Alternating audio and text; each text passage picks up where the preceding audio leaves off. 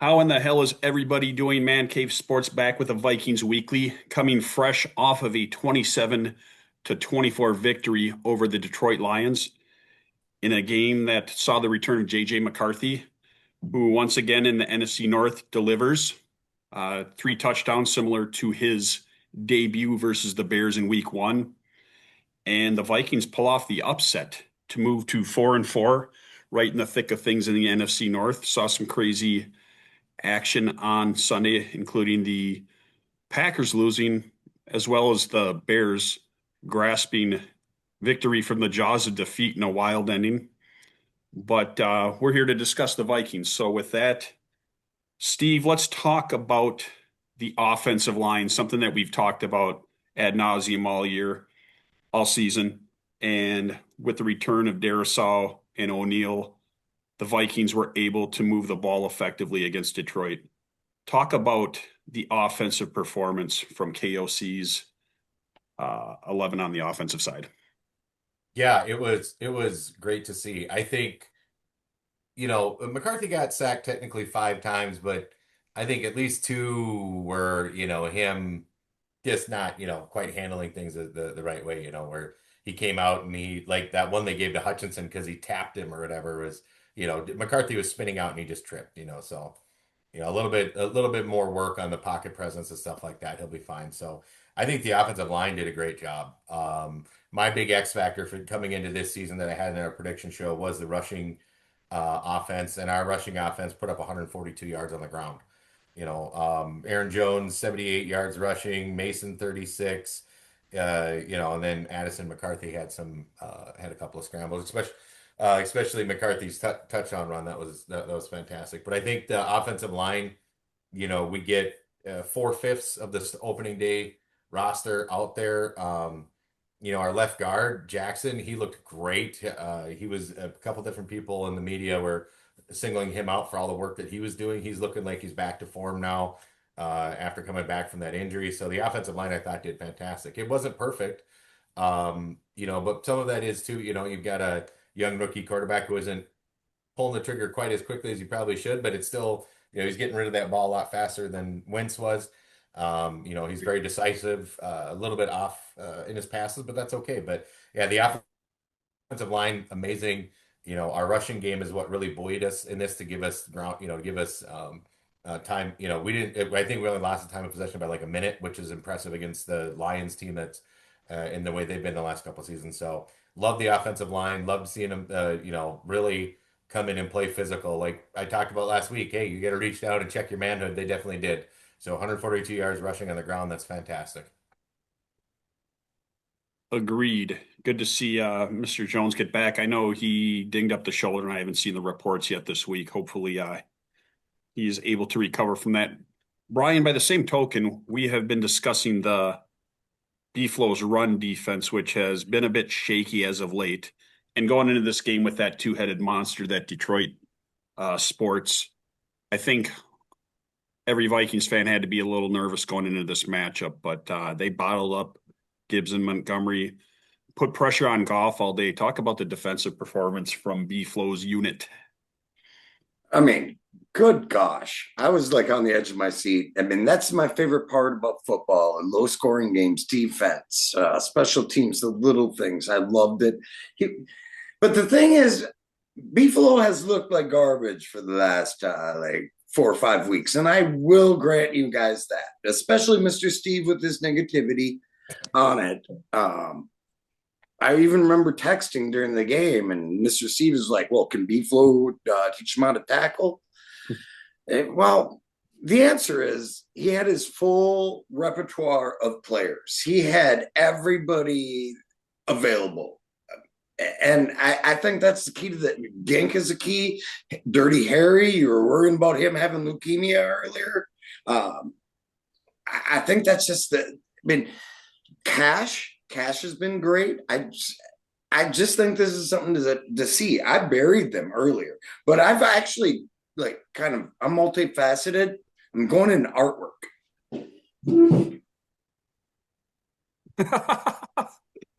That's hilarious. Oh, Mr. Steve response. There was that first drive, I got to say, I was about ready to throw my hat through the TV because Sam Laporta ate us alive, and so I wasn't happy about that.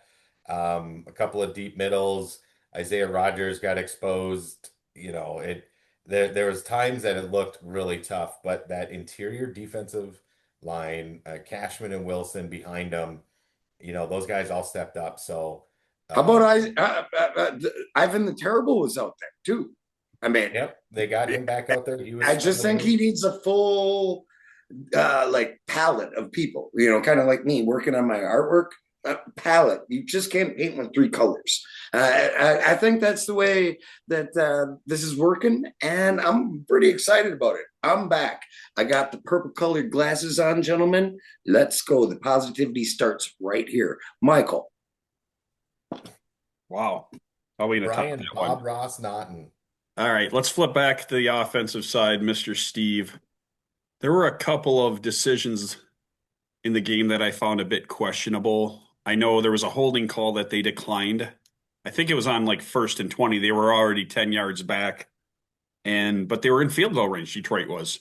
And KOC declined to get the holding. It became irrelevant because they blocked the field goal on that possession, but thought that call was questionable. But I got to tell you, at the end of that game, I was of the contention that they let the Lions back in because there was horrible play calling, which has been a um, fixture of the season in the red zone, and particularly inside the 10. And then we passed on second down. McCarthy ran out of bounds on another one. We had an opportunity, if we weren't going to score a touchdown, to at least bleed the clock out and force Detroit to start using their timeouts, and they did not. Talk a little bit about KOC's decision making, because I think he's a great coach. The players seem very receptive to him, but there are still some, as his fourth, fifth season now, there's still some boneheaded decisions by him that, quite frankly, could have cost us this game. And sorry, Brian, to bring the negativity to the cast. Yeah, it is a little bit odd considering how many one-score games we've won with KOC. Like you'd think that we'd be a lot better at that, but I think part of the reason that we've seen so many one-score games is because at the end there's just been something missing, right? Like we just can't get that first down that we need to be able to run out the clock. We just can't quite get that. And this year, like red zone offense has been we went 3 for 5 this week, which was the difference in the game, which is good. But KOC has definitely got some more growing to do when it comes to his end of game clock management, play calling. Um, I think part of it is trusting the team that he has on the field. This might be the toughest coaching job that he's had because the expectations are high. There's a lot of pressure. JJ McCarthy, that's his dude. Like he wanted JJ McCarthy. So I think there's a lot of pressure on him, and the team with the injuries and everything else that's been going on has been really difficult.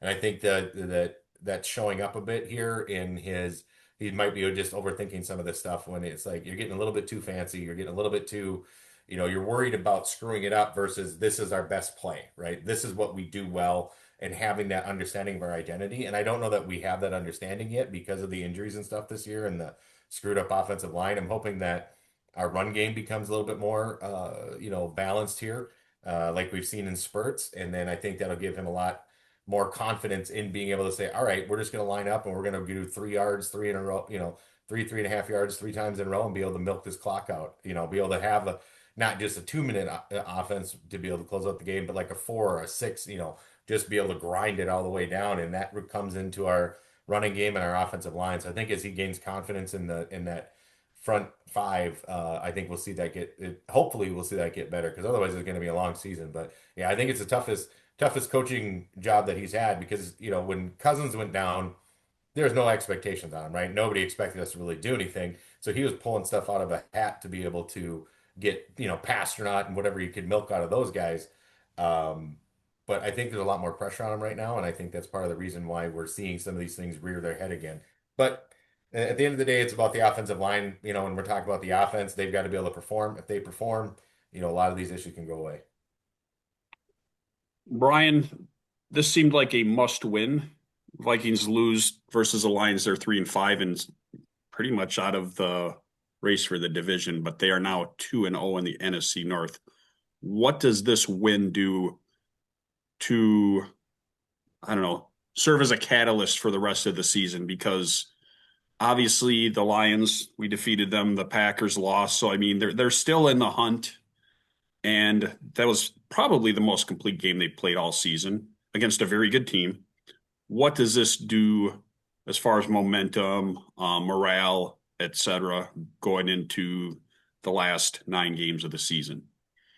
Well, you said it like when you first started that, you said it right. I mean, we lose this game is borderline a must win. I mean, like nothing's a must win game in the ninth week, 10th week of the season. Nothing's a must win game, but with the Bears, the Packers, the Lions. I mean, we didn't know that the Packers were going to lose the Carolina, but before this game, absolutely must win game. And what does it do? I mean, I watched JJ McCarthy. I mean, he was throwing behind some people, man. I mean, he had like some stretches of throws that it was like, oh, come on, man.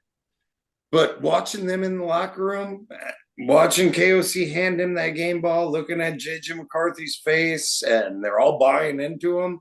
That's the only thing they got. And so let's go. Let's go right now. I mean, a loss there would have been devastating, even with the Packers loss and a Lions win. It had to happen. Let's go. All right. Steve, I know a lot of people were concerned based off of McCarthy's last performance in game 2 versus the Falcons, a week where he had the birth of his child. Vikings just came out very flat. It was just a rough game against Atlanta. And I know there were some concerns about him returning what we have in him based off of his 2 games against the NFC North foes and the Bears and the Lions. What do you think we can expect the rest of the season from Mr. McCarthy? I will say one thing I like that you don't get with every quarterback. He seems like a natural leader, and he is definitely is a rah-rah type, which there aren't a lot in the NFL. I mean, I think of historically like Brett Favre, people like that, but McCarthy seems to have that it factor as far as personality. Talk about what we can expect to see from JJ. I mean, obviously he's still growing, but I'll tell you what, he had a couple of passes that were on point, a couple that were behind, like the one on that nailer that the refs deemed an interception. I don't know what the hell it catches in the NFL anymore, but because week by week you see something that totally contradicts what you saw the previous week. But talk a little bit about JJ. I'm encouraged by what we saw from JJ. I think, yeah, there's stuff to clean up. He was a little bit high on some of his throws. He's a little behind, when he's rolling out of the pocket and they're getting him in space. He wasn't, he was, half yard back from where he should be, right? And not getting it, not leading his receivers. But when you see that, that's something that you look at the quarterback, you're like, that can be fixed. Like that can be fixed in season. Like you get some more reps with them and get them to focus on that a bit. I mean, that's something that can be changed. I think one of the things that is good is that we're seeing good decision making out of him, which is something that he did real well at Michigan when they called on him to pass, is that he made good decisions. He was decisive with his throw. When he saw it, he went for it. So I'm encouraged by it. I think we've got, like you said, a guy with an it factor. He is willing to go through a wall for all of his teammates. They know it. That's genuine. It's not a bunch of crap. They see how he prepares, going out before the game and just by himself, not some weird Russell Wilson doing all these things or Dak Prescott or any of that. He's not doing that. He's sitting off by himself. He's getting himself mentally prepared and meditating and doing what he needs to do to get ready for the game. And I think his teammates buy into it and they think he's genuine. And you have a group of guys that are willing to run through a wall for you, I think anything's possible. So yeah, I don't know that we're going to end up in a situation where, we might not win the division, but we're definitely in the wild card hunt, and I think that this is going to be exciting and fun, and we're in a position where I think we've got a quarterback that we can grow with, and that we're going to be okay with the next couple of years. I don't see anything yet to show bust factor because yeah, the first 2 games were rough, but the first 2 games is really of him going. You come out and you have a game like this where you can see that there's growth, there's maturity, there's progression. He's still even though he got beat up his last game out, he's not afraid. He didn't come out gun shy and worried about should I throw it or should I not. If anything, like Tom Brady on the broadcast was saying that, yeah, we got to work on that 2 and 3 ball. His fastball's really good, but we need to downshift a little bit there. I'm encouraged. I'm excited for it. Like Mr. Bob Ross over there said, let's go. All right. Brian, before we have Mr. Steve close out with his bad MFer, talk about the trade deadline came and passed today. A couple of moves around the NFL, but I know we had speculated perhaps Addison was on the market. Don't know that there was anything valid, or is that just fan speculation? I know last week you brought up Hawk. Obviously, they decided not to make a move, which I think the fan base is probably fine with. But do you think there was an opportunity to get something out there for one of those players or somebody we didn't mention that we might have passed up, or do you agree with the move not to change anything? I agree with it. I mean, as Mr. Steve said last week, I mean, there's that center from Miami. There's guys available in the interior line. But how Brando played last week, zero pressures, zero quarterback pressures. He had a rough one with Carson. Could it be Carson? Could it be any of that? Um, there was like little ways to improve. A birdie told me, a source told me that Asante Samuel Jr. is in Minnesota. But other than that, I, as Mr. Steve said last week too, Hawk is a Viking. He wants to retire here. I mean, the 22 and 23 next year, maybe that can be worked out. Addison, what are we going to get for Addison? What are we going to get? Like a third and a fourth or a second? That it? I mean, it just, I love it. Let's go. And I don't think the division is that far out of hand, gentlemen, as you have said earlier. There's hope here. I mean, the line that place is sold out. Vikings, the biggest fan base in Minnesota. Uh, let's give the people what they want, and I like how Quasi did it. Wow. Write that down. I don't even know how to handle things right now. I don't know where I am. I hated it. That's Who are why I you? had to like. Who are you? I had to breathe a little bit at the beginning of that. Oh, wow. Yeah, it's a first. It's a first, but he's got Yeah. way more Don't strikes than he's got positives, bro. we'll Don't try get me started. Don't get me going. we'll try not to get used to it. All right, Mr. Steve, close us out with your bad MFer. Yeah, I think, it's polar opposites, right? Last week trying to do this, it was really hard to find something that was positive and, ended up going a little bit in a thank you and a salute mode with Mr. Wentz. This week we have so much that went positive. It's the opposite side that trying to find somebody that was most deserving. I'm gonna go on the defensive side of the ball. There's a lot of great performances, a lot of people that stepped up. Hargrave looked amazing, 8 tackles. He had a sack, 2 tackles for loss. Um, Levi Drake Rodriguez, sack, tackle for loss, blocked the field goal. The Jalen Redmond looked good. He had another good game. So there's a lot to be positive of, but I'm gonna go with the Minnesota boy, Mr. Blake Cashman. Now, Mr. Blake Cashman, been a little bit rough the last couple of weeks here since coming back from injury and trying to get himself right again. But this week he played like a man possessed, a man among boys. I think the front in front of him really helped him out. He had 14 tackles, tackle for loss. He had a number of quarterback pressures. That big fumble where he forced the fumble, that punch from behind. Really, I mean, because that could have been, that was the Lions like, hey, we're coming back. We are who we are. So I'm going with the Minnesota's own Mr. Blake Cashman, with 14 tackles and really returning to the form that we're accustomed to with him and seeing how he plays and seeing how he normally handles things. So, Mr. Cashman, excellent work. Let's see more of it. You are the bad MFer of the game. All right, we'll take it. By the way, I might interject here. Michael brought up that Rodgers wasn't playing so good and that he was kind of a goat, but that was blatant pass interference with the JMO catch for a touchdown. Total push off. I had nightmares. I was rolling and sweating about Drew Pearson. Continue. Were you just sleeping in your tinfoil hat again and not getting a lot of ventilation? Is Hey, that hey, hey, watch that fucking replay. Pardon my language. Yeah, I saw after the game a lot of Lions fans were bitching, and there was that some of the.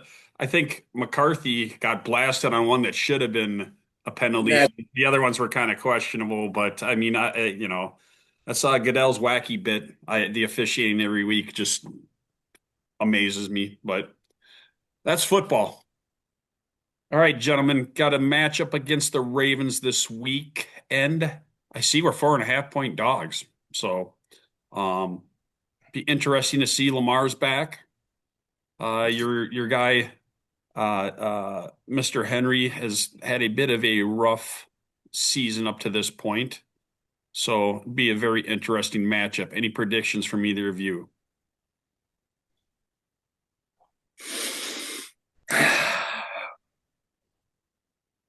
yeah? I got the purple colored glasses on. Beat yourself, Vikings Mr. Positive. 31-23. Mr. Steve, any predictions? Boy, this is going to be a close one. I think part of the reason Henry's looked bad is because Lamar, Lamar. all world Jackson's been out, No. Mr. Fantasy Stats stuffer that he is. If we get the same type of performance out of our defensive interior that we did this week, can make Lamar Jackson a little bit more one-dimensional, then, Mr. Cashman will have to meet another teammate of his, Mr. Bateman, across the middle and put him in the dirt a little bit. Um, I think it's going to be one of two things. Either it's going to be, we're going to lose by 2 touchdowns, or we're going to have probably another tight one, a 3-point win. All right, my prediction, pain. No, I predicted a team in purple will win. You went on a limb there, buddy. That's a bold call there. Bold Yes, move there, Cotton. Let's see if it pays off. yes, but looking forward to the tilt on Sunday, gentlemen. I appreciate you. Big G, holler at your boy. Where you at? All right, gentlemen, that wraps up this week's edition of Vikings Weekly. We will be back next week. In the meantime, Skull Vikings.